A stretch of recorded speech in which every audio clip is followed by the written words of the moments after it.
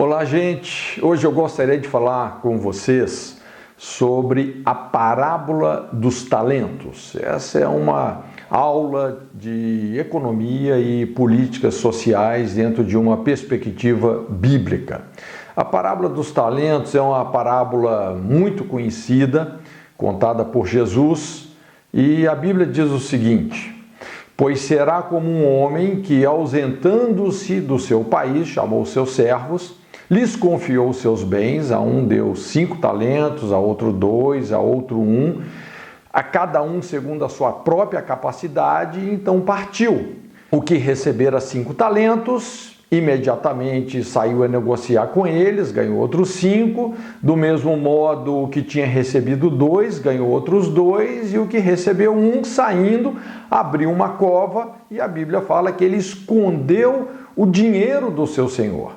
Depois de muito tempo, veio a prestação de contas, e a Bíblia diz assim: então, aproximando-se o que recebera 5 talentos, entregou outros 5, dizendo: Senhor, confiaste-me 5 talentos, eis aqui outros 5 talentos que ganhei. Disse-lhe o Senhor: muito bom, servo bom e fiel, foste fiel no pouco, sobre o muito te colocarei, entra no gozo do seu Senhor.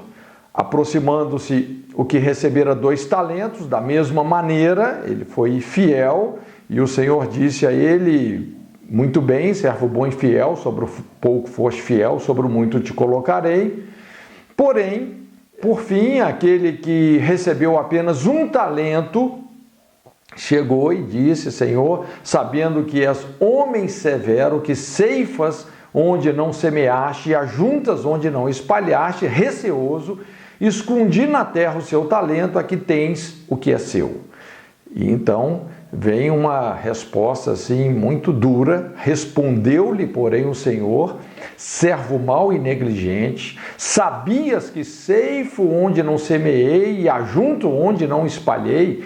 Cumpria, portanto, que entregasses o meu dinheiro aos banqueiros, e eu, ao voltar, receberia juros daquilo que é meu. Tirai-lhe, pois, o talento, dai ao que tem 10, porque a todo o que tem se lhe dará, terá em abundância, mas ao que não tem, até o que tem lhe será tirado, e o servo inútil lançai-o para fora nas trevas. Ali haverá choro e ranger de dentes. Veja bem, essa é uma parábola muito interessante, muito importante. Toda mudança começa na cosmovisão, no nosso sistema de valores. Isso porque, apesar de não enxergarmos a nossa cosmovisão, nós enxergamos através dela e interpretamos a realidade a partir dela. As nossas crenças, elas vêm essencialmente dos nossos valores e irão moldar quem nós somos. Nós só mudamos alguém se nós conseguimos mudar o seu sistema de valores. Essa parábola de Jesus nos leva a refletir sobre 2 discernimentos iniciais. Eu quero colocar essas 2 bases, esses 2 discernimentos antes da gente chegar aí na parábola. A diferença entre evangelho e a lei, principalmente a lei moral, e a diferença entre o cristianismo e o comunismo marxista. Primeira coisa, aí nós vamos falar sobre evangelho e leis. A Bíblia, além de conter o evangelho, é essencialmente falando um livro de leis. A Bíblia não é meramente um livro religioso, ela revela e estabelece verdades, princípios, valores e discernimentos para todas as áreas da vida. Ela é um manual de espiritualidade, mas é também um manual de sociologia, psicologia, cidadania, antropologia, história, economia e etc. O cerne dessa parábola, contada pelo Redentor, não é o evangelho em si, mas os princípios que regem a nossa mordomia, a economia. A mensagem do evangelho é o aspecto fundamental da redenção humana. É a proclamação de que, como prometido, o Messias veio, assumiu forma humana, em tudo foi tentado, porém sem pecado, ofereceu-se como um sacrifício perfeito pelos nossos pecados, cumprindo assim a justiça de Deus. Ou seja, Jesus morreu a nossa morte, ressuscitou o terceiro dia dentre os mortos, foi elevado aos céus, enviou-nos o seu Espírito para que o reino de Deus fosse implantado de dentro para fora na humanidade. Então, essas são as boas novas, o Evangelho de nosso Senhor Jesus Cristo. Cristo em vós, a esperança da glória. Como Paulo bem resumiu, antes de tudo, vos entreguei o que também recebi, que Cristo morreu pelos nossos pecados, segundo as Escrituras, que foi sepultado e ressuscitou o terceiro dia, segundo as Escrituras. Então, veja bem, isso é o Evangelho. Agora, a questão aqui não é Evangelho versus leis, mas Evangelho e as leis. Nós precisamos de somar essas coisas. A Bíblia é mais que o Evangelho.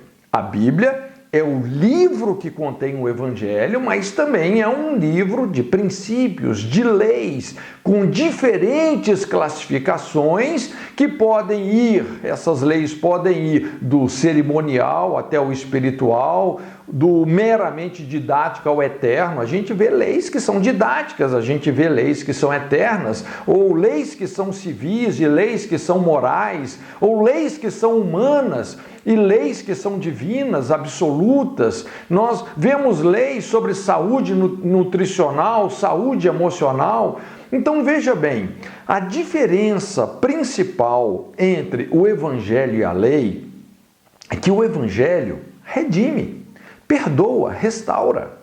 As leis, por sua vez, elas definem a transgressão e impõem as respectivas punições aos transgressores. Não tem conversa. A lei, quando violada, ela não perdoa, ela não cria novas oportunidades, ela não restaura, ela não socorre, ela não justifica, ela não salva. Se a gente pega, por exemplo, uma lei física, do mundo físico, ou uma lei da termodinâmica, se você intencionalmente ou acidentalmente colocar a mão no fogo, você vai sofrer uma queimadura, não tem conversa. Então veja bem, sem o Evangelho, toda a humanidade estaria condenada exatamente por causa da lei. A lei de todas as leis que sustentam a vida em todos os âmbitos explica e se resume nisso: a alma que pecar, essa morrerá. Por isso o Evangelho é tão importante. Então a Bíblia tem princípios e verdades para todas as áreas e condições da vida. Ou seja, ela tem a sua mensagem central na salvação em Cristo, porém estabelece leis que independem da salvação, mas que promovem e garantem o sucesso pessoal e social. A conclusão que eu quero chegar é que pessoas podem se enquadrar nesses dois extremos, ou seja, gente que experimenta a salvação, mas ignora os princípios, essas leis, e gente que ignora a salvação, mas que é fiel aos princípios, às leis que sustentam o mundo criado por Deus. Ou seja, aqueles que resumem a Bíblia, a mensagem da salvação, pessoas salvas, porém irrelevantes, reféns de falsos paradigmas, vivendo miseravelmente porque desconhecem os princípios e as leis. E pessoas, de outra forma, pessoas não salvas, experimentando sucesso, fazendo a diferença no mundo, mas perdendo a alma. Gente que ganha o mundo e perde a alma. Obviamente que nós devemos nos render ao Evangelho, experimentando a redenção, mas também examinar diligentemente as Escrituras, ouvindo a voz de Deus e conhecendo e obedecendo as leis que sustentam cada área da vida humana. Então esse é o primeiro discernimento entre o Evangelho e a lei. Nós precisamos de convergir, sinergizar essas realidades. O segundo discernimento, antes de entrarmos aí na parábola dos talentos é um discernimento entre cristianismo e comunismo marxista. A história da igreja primitiva nos conta que aquela época teve o seu próprio comunismo cristão, entre aspas, quando os fiéis, em virtude de uma grave crise financeira, uma fome, de livre e espontânea vontade, decidiram ter tudo em comum. Vale ressaltar que essa iniciativa ela funcionou por um curto período de tempo entre os cristãos em Jerusalém. Porém, as diferenças entre o comunismo cristão e o comunismo marxista são enormes, estão longe um do outro como o céu da terra. O comunismo cristão não é um fim em si mesmo, é o resultado de um espírito voluntário de amor e compaixão. Eles nunca obrigaram as pessoas ou disseram, os apóstolos nunca disseram, olha, vocês têm que nos dar tudo, isso nos pertence. Pelo contrário, os próprios cristãos se sacrificavam para que ninguém dissesse que algo era de sua propriedade. Você pode entender o caráter do comunismo cristão, entre aspas, pela inusitada situação de Ananias e Safira quando Pedro os confronta. Olha só, chega o momento que Pedro fala com Ananias, Ananias, por que encheu Satanás o seu coração para que mentisses ao Espírito Santo, reservando parte do valor do campo? Conservando, porventura, não seria seu? E vendido, não estaria em seu poder? Como, pois, assentastes no coração esse desígnio? Não mentistes aos homens, mas a Deus. Então, Ananias e Safira, eles morreram não porque não deram a sua propriedade, mas porque mentiram, tentando imoralmente manipular respeito espiritual. Em relação ao comunismo socialista, o confisco e a divisão da propriedade é uma imposição do Estado. O comunismo alcança a sua finalidade de uma maneira puramente coerciva. Não se detém nos meios empregados, nem sequer em atingir os que não estão de acordo. A base desse comunismo não é a liberdade como nas comunidades cristãs, mas a coerção. Não há amor que se autossacrifica, mas é um regime impositivo. Não há nenhuma manifestação de liberdade política sobre esse sistema, nem liberdade de imprensa, liberdade de reunião, nem inviolabilidade de residência. Na sua luta contra o cristianismo, o comunismo soviético, por exemplo, chegou aos mais terríveis abusos de prender, torturar e assassinar por causa da fé. Em algumas viagens que eu fiz à Rússia, eu tive o privilégio de conversar com pastores que ficaram anos presos por causa da sua fé. Então, em sua ideologia de classe, o comunismo pisa os mais básicos direitos humanos. Somente aqueles que viveram na União Soviética ou na China de Mao Tse-tung podem saber a violência e a intensidade da opressão praticada. Sobre tudo isso, imperou um terror político que jamais foi experimentado antes. Execuções e crimes, exílios e prisões em condições incrivelmente rígidas, a prática da religião foi estatizada e, sem o controle do Estado, a fé tornou-se ilegal.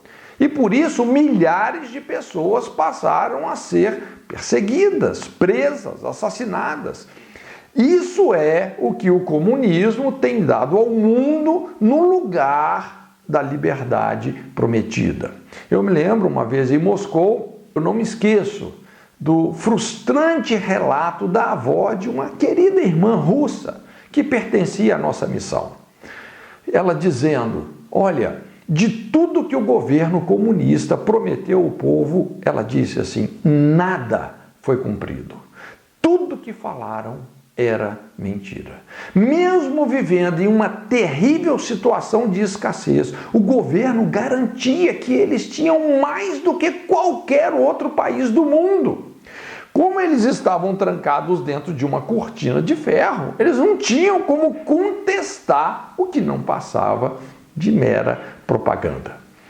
Então, entendendo mais claramente a crucial diferença entre o Evangelho e a lei, nós vamos entrar na parábola dos talentos.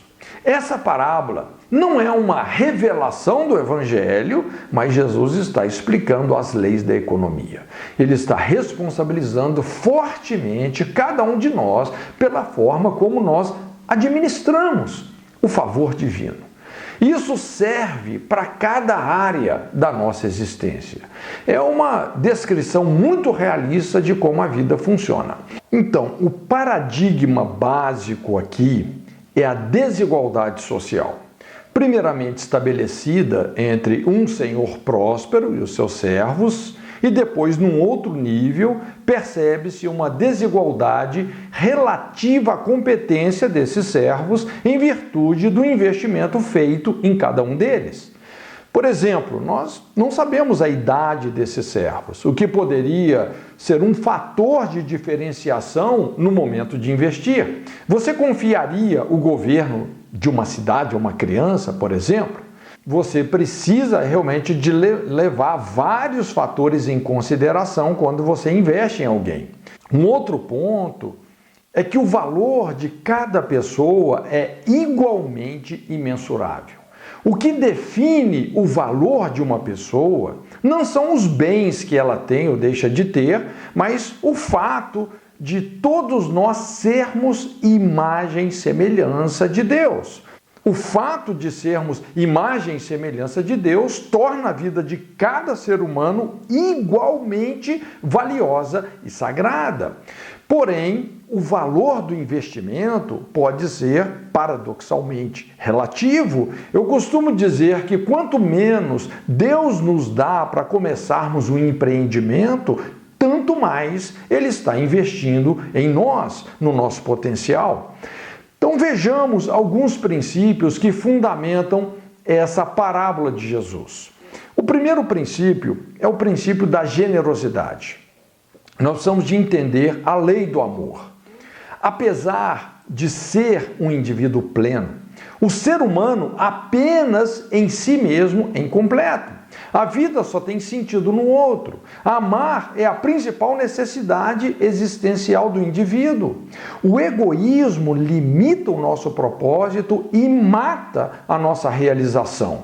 Generosidade significa ter bons olhos. No literal, etimologicamente, generosidade é isso, é você se alegrar, é você celebrar a prosperidade alheia. Então, generosidade é muito mais do que assistencialismo. É intencionalmente você produzir desenvolvimento e fazer disso a sua realização.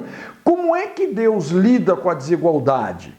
Uma cultura de amor, uma compaixão inteligente, onde você cria oportunidades de crescimento e incentivo e faz isso generosamente.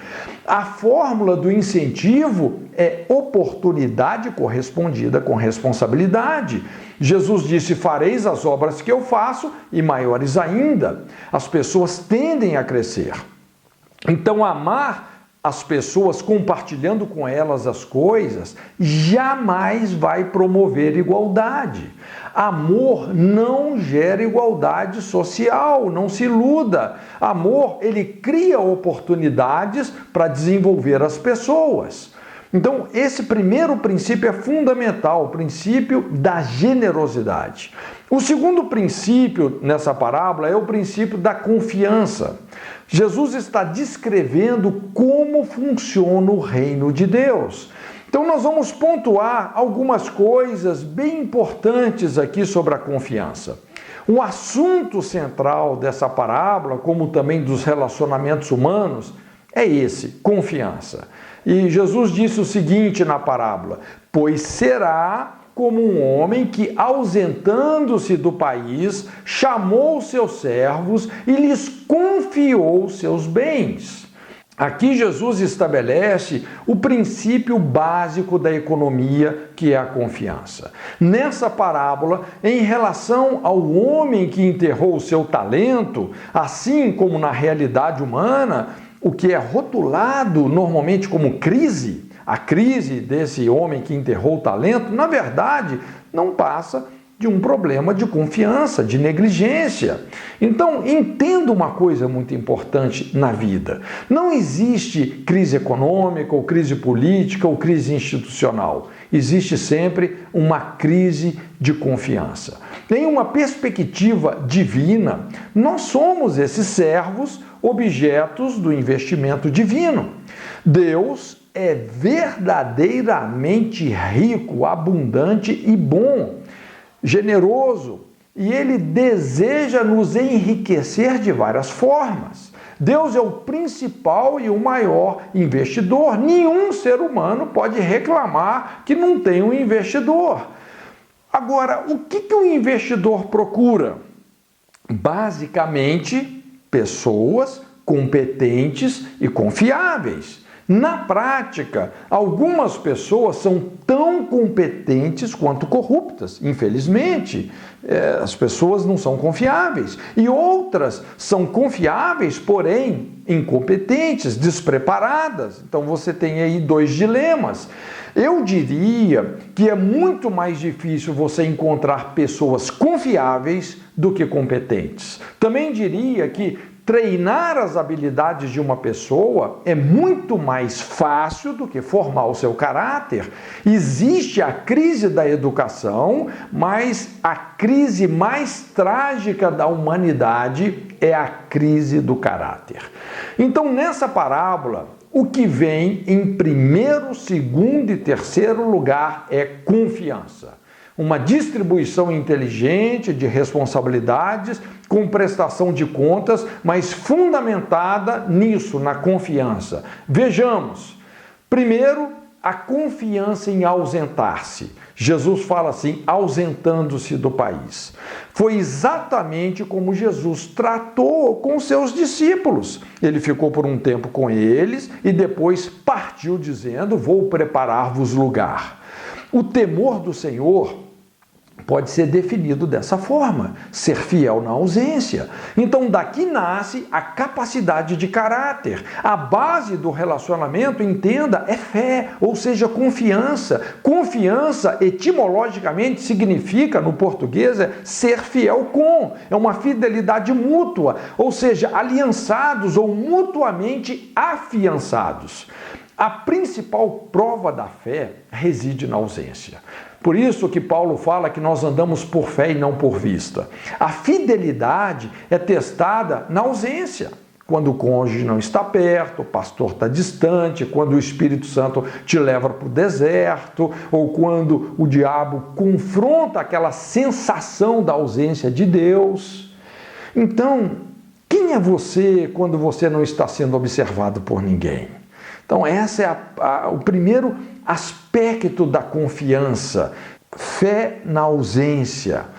O segundo ponto aqui é a confiança no chamado, ou seja, na competência. Quando Jesus, ele fala assim, chamou os seus servos. É importante nós entendermos que existe um chamado ministerial que tem muito a ver com a nossa competência, com a nossa desenvoltura. Essa palavra ministério, no original, significa serviço. É o que Paulo fala, sabemos que todas as coisas cooperam para o bem daqueles que amam a Deus, daqueles que são chamados segundo o seu propósito. E o terceiro ponto é a confiança na delegação. Jesus fala, lhes confiou seus bens. Entenda que o que está mais em pauta aqui nessa parábola não são os bens, mas é a credibilidade. O principal capital aqui é a confiança. Quando Jesus fala assim, chamou seus servos e lhes confiou, olha o termo que ele usa, lhes confiou os seus bens. Ou seja, o que principalmente importa são as pessoas e a intenção de desenvolvê-las. A questão não é o investimento financeiro. Não estou dizendo que o investimento financeiro não seja importante, mas a questão essencial é o investimento no potencial. Tem coisa que tem preço, mas não tem tanto valor. Tem coisa que tem tanto valor que não tem preço. A moeda de mais alto valor em qualquer relacionamento ao mercado é a confiança. Quando você perde a confiança, você perde tudo. Então, esse princípio da confiança é fundamental nessa parábola. O próximo princípio é o princípio da delegação. Então, essa é uma outra lei fundamental da administração, da boa presidência. Presidir não é reter, mas é delegar autoridade, delegar poder, delegar recursos a pessoas confiáveis e competentes. E olha, é necessário sabedoria para estabelecer esse protocolo. Então, nesse sentido, vejamos algumas leis ensinadas por Jesus dentro do princípio da delegação. Primeira coisa, primeira conclusão que nós chegamos, que Deus não é comunista. Ele é um estrategista que sabe calcular as oportunidades. Um investidor, ele não comete o descuido de tratar pessoas diferentes de maneira igual. Para ser justo, precisa respeitar o devido potencial das pessoas. É o que nós vemos nessa parábola, quando Jesus fala assim, a um deu 5 talentos, a outro 2 e a outro 1, segundo a sua própria capacidade. Então essa parábola mostra que a vida, por incrível que pareça, pode parecer estranho, mas a vida é moralmente capitalista. Dinheiro é apenas um tipo de capital, mas existem muitos outros. Deus é um investidor inteligente que busca nas pessoas o seu maior tesouro, o empreendedorismo, a responsabilidade, a capacidade de desenvolver o próprio potencial. Então, o que está em jogo não é apenas o recurso material, mas a capacidade de multiplicá-los de forma honesta, desenvolver a si mesmo, cumprir generosamente um propósito coletivo. A vida humana só encontra sentido no outro, como nós falamos. Outro ponto aqui é que todo investimento gera uma expectativa e exige uma resposta. O trabalho é um investimento de potencial, tempo, esforço, dinheiro, e disso espera-se um retorno, uma paga, um resultado, um salário, um lucro, dividendos. A lei do trabalho, do empreendedorismo, é brutal, severa, selvagem. Olha o que Jesus fala, ceifa onde não semeou e ajunta onde não espalhou. Ou seja, espera-se que a pessoa não deixe de fazer o que ela deveria ter feito. Ou seja, não perdoa a negligência, a preguiça. Olha o que Jesus disse, que forte isso. Tirai-lhe, pois, o talento e dai-o ao que tem 10. Porque a todo que tem se lhe dará e terá em abundância, mas ao que não tem, até o que tem lhe será tirado. Veja bem que, administrativamente falando, Jesus vai do céu ao inferno e do tudo ao nada em 2 segundos. Nem parece que é Jesus falando, mas um capitalista selvagem que não abre mão do seu lucro. Mas, na verdade, o que Jesus está dizendo é que a vida, o favor, as oportunidades recebidas são muito valiosas para serem desprezadas, negligenciadas. Então, Jesus está explicando que a vida pode ser impiedosa e definhante com os preguiçosos, os irresponsáveis e negligentes. Nós temos aqui uma abordagem radical, selvagem, mas ao que não tem, até o que tem lhe será tirado. Veja bem, vida, segundo essa parábola, pode ser definida como a capacidade de multiplicar recursos. Vamos ver o próximo princípio aqui dessa parábola, que é o princípio da desigualdade. Deus respeita a desigualdade e ama a diversidade. Entenda, Deus respeita a desigualdade, mas não respeita e nem tolera a impiedade, a injustiça. Então não se iluda, Deus não comunga com o pecado e com a injustiça. Existe uma desigualdade causada pela corrupção, pela exploração desonesta e maligna, que sempre vai cooperar para a miséria de alguém. Esse é o tipo de ganho que sempre causará mais malefícios do que benefícios para a própria pessoa. Desigualdade não é um problema para Deus. Um aspecto importante da desigualdade é a diversidade. O mundo de Deus não é uniforme, é multiforme, ou seja, essencialmente desigual. Então existe uma desigualdade natural e existe uma desigualdade moral que depende das nossas escolhas. Por que a desigualdade é importante? Porque ela gera complementabilidade, integração, relacionamento, gera também incentivo, eleva o padrão de desenvolvimento, superação, criatividade, não é? Nós sabemos, a impossibilidade é a mãe da invenção. Um aspecto fundamental do princípio da desigualdade é que a desigualdade coloca a pessoa em uma grande prova, a inveja. A desigualdade produz dois tipos opostos de atitude, é impressionante, ou inveja ou competência, superação. Uma das formas mais claras de enxergarmos isso nas Escrituras é contrastando as escolhas de dois homens, Caim e José. Caim assassinou o irmão, enquanto José se superou como escravo, se superou na casa de Potifar, se superou no cárcere e finalmente se superou no governo de todo o Egito. Vejamos o legado de Caim e o legado de José. O que ressalta na história de Caim não foi apenas o seu insucesso em servir a Deus, mas o sucesso do seu irmão Abel. As maiores desigualdades surgem em virtude da forma como nos relacionamos com Deus ou tentamos agradá-lo.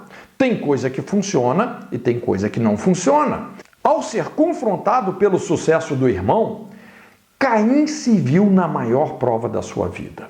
A sua inveja tornou-se implacável. Em Judas, no verso 11, a Bíblia menciona o caminho de Caim. Mesmo que o próprio Deus tenha tentado ensiná-lo, corrigi-lo e depois contê-lo, ainda assim ele escolheu o trágico caminho da inveja, tornando-se um fratricida. José, por sua vez, foi um Abel que sobreviveu à inveja dos irmãos. Até onde a inveja pode levar alguém? Os irmãos de José simularam a sua morte, tingindo no sangue de um cabrito a sua capa colorida, que demonstrava o preferencialismo do pai.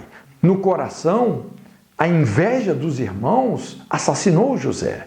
Vendido aos ismaelitas, ele foi levado ao Egito, tornando-se escravo de Potifar. Então ali começa uma dura jornada de superação, onde aos poucos José conquista a total confiança do seu dono. Então vem mais uma grande rasteira, quando a sua integridade foi duramente provada. Ele resiste às seduções da esposa de Potifar, que inconformado o calunia, acusando-o do que na verdade ela tinha feito. Agora, na prisão, José recomeça o caminho da superação e novamente, com muita competência, conquista a confiança do carcereiro, que passa a administrar a prisão. Tudo isso o preparou para o momento que viria, quando ele decifra, ele revela o sonho de Faraó, trazendo um discernimento profético que colocaria o Egito como celeiro do mundo. Depois de mais de 10 anos na masmorra, José alcança a plenitude do seu propósito. O Messias da sua época, Zafinat Paneá, o grande Salvador, uma das mais poderosas histórias de superação da Bíblia. Veja bem, ou nós escolhemos o caminho da inveja ou o caminho da superação, ou Caim ou José. Então, um outro importante paradigma da desigualdade é a questão do lucro. Olha só, Deus não tem preconceito com o lucro. Muitos de nós fomos educados por uma cosmovisão cristã católica que enxerga o lucro como pecado. Jesus, ele joga por terra esse paradigma aqui nessa parábola. Aliás, ele estava esperando que houvesse um lucro. No caso da parábola dos talentos, o lucro não só é esperado, como é exigido. Resumiu-se em dobrar o capital. Na parábola do semeador, a semente que caiu em boa terra tem uma rentabilidade absurda de 30, 60 ou 100 por um, que numa razão simples seria 3.000%, 6.000% e 10.000%. Então isso demonstra que Deus desenhou a natureza para que, em sinergia com o trabalho humano, tenhamos resultados fabulosos, lucrativos. Lógico, existem questões que a Bíblia discute. O lucro honesto e o lucro desonesto, ilícito, Provérbios 15, 27, a Bíblia fala: o que é ávido por lucro desonesto transtorna a sua casa, mas o que odeia o suborno, esse viverá. Também o objeto do lucro, veja bem, dois comportamentos que geram dividendos para essa e para outra vida: sabedoria e generosidade. Então Jesus, nessa parábola, ele enfatiza 4 disposições que eu quero compartilhar com você: iniciativa, capacidade, responsabilidade e empreendedorismo. Essas disposições são engrenagens do princípio da desigualdade. Vejamos, olha só o que Jesus diz: pois será como um homem que, ausentando-se do seu país, chamou os seus servos, lhes confiou os seus bens, a um deu 5 talentos, a outro 2, a outro 1, a cada um segundo a sua própria capacidade, então partiu. O que recebera 5 talentos saiu imediatamente a negociar com eles e ganhou outros 5, do mesmo modo que recebera 2, ganhou outros 2, mas o que recebera 1, saindo, abriu uma cova e escondeu o dinheiro do seu senhor. Então vamos lá. O primeiro ponto é esse, a iniciativa, quando Jesus fala assim, a negociar. Essa palavra no português, a palavra negociar, vem originalmente de dizer não ao ócio, negar o ócio. O que é negociar? É você negar o ócio. Ócio e negócio são antônimos. A questão básica da vida é o trabalho, é como você lida com o ócio, com a preguiça. É disso que essa parábola se trata. Ócio versus negócio. A criação nos ensina uma fundamental proporção. 6 dias você trabalha, 1 você descansa. Quando você nega o ócio, você então pode entrar nas boas obras que Deus preparou para que andássemos nelas e que irão ressignificar a nossa existência. Então, iniciativa é a propriedade que instiga e aguça a pessoa a fazer o que é preciso, sem ser necessário que alguém lhe mande. Deus espera isso de nós. Deus espera a iniciativa de nós. Eu não sei se você se lembra quando Jesus disse que se fizermos apenas o que nos é mandado, nós não somos mais do que servos inúteis. Isso é estranho. Eu demorei para entender esse texto, mas uma revelação simples que está aqui. Ou seja, Deus espera que tenhamos iniciativa.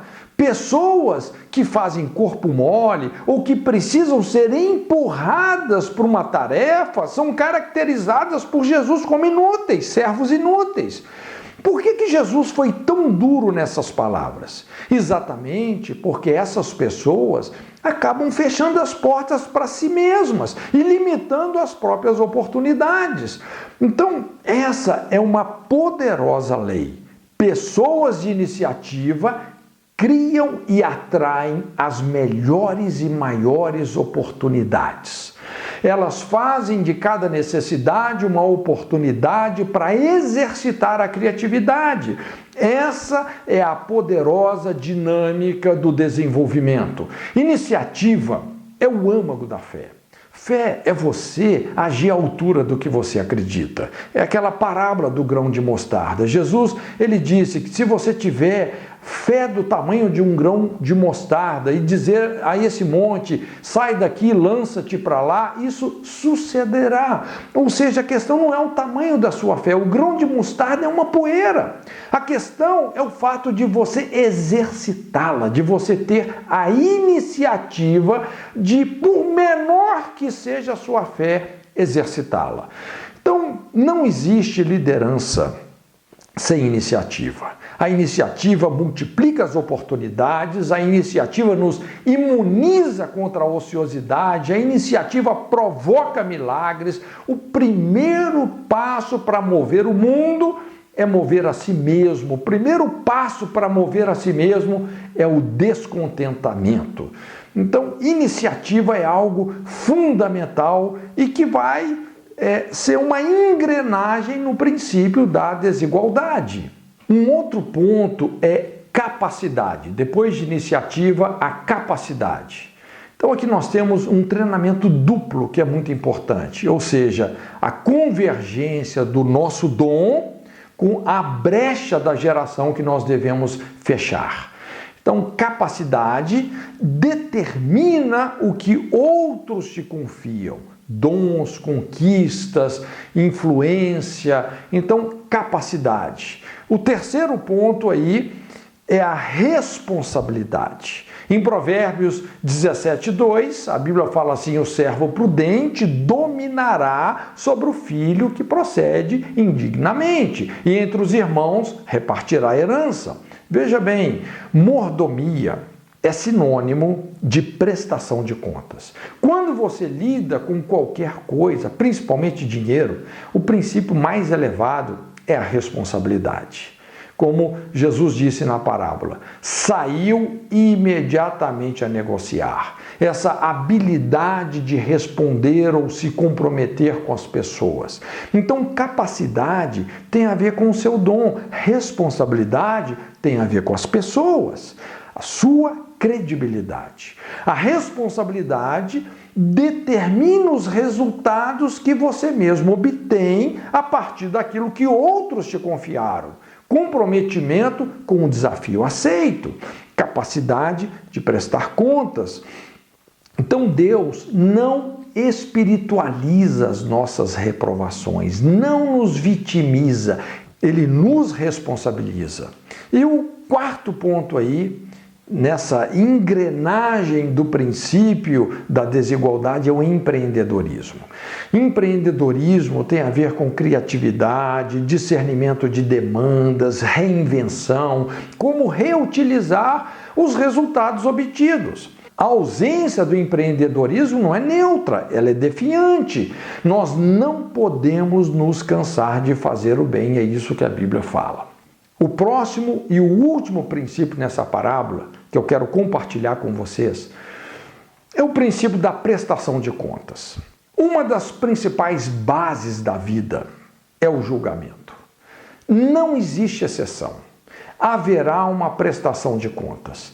Quer gostemos ou não, é assim que funciona. É a lei da semeadura. Nós vamos prestar contas nesta e na outra vida.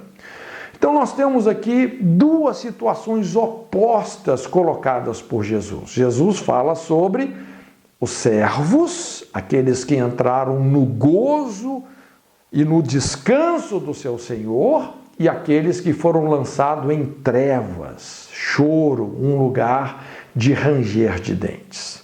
Como nós falamos, isso pode parecer muito selvagem, muito radical, mas no final a vida se resume dessa forma. Dois tipos de pessoas. É isso que Jesus está finalizando nessa parábola. Pessoas úteis ou pessoas inúteis.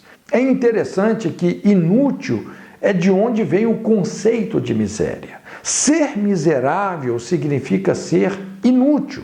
Miséria não tem a ver com dinheiro, mas tem a ver com utilidade, prestatividade, propósito. Você pode até ser rico e tornar-se inútil, miserável.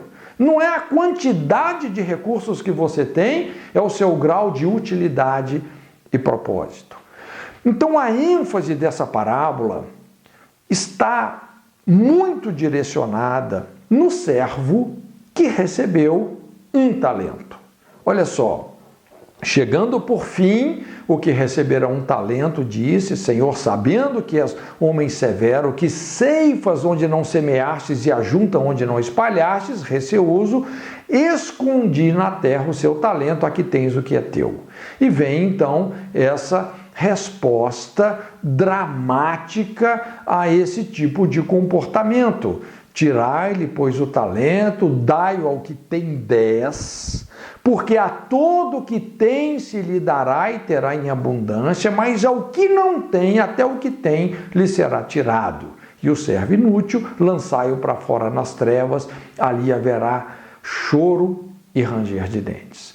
Veja bem que essa colocação de Jesus não tem nada a ver com igualdade social, muito pelo contrário. Como nós falamos, é uma declaração assim radical, selvagem. Esse servo que enterrou o seu talento, o que aconteceu com ele? O talento que ele tinha foi tirado. O investimento que havia sido direcionado a ele foi tirado e direcionado para uma outra pessoa. Então, veja bem, um talento não é pouco. Um talento de prata em Israel pesava cerca de 45 quilos e um talento de ouro em Israel pesava cerca de 91 quilos. Na verdade, quem é bom em dar desculpas não é bom em mais nada. Uma outra conclusão que nós tiramos aqui desse servo que enterrou o seu talento é que existe maldade, ingratidão e falta de amor na negligência. A pessoa não se importa se ela está causando prejuízos. E isso sinaliza um mau caráter. Nós somos responsáveis pelas nossas maiores perdas. Toda negligência é uma autossabotagem.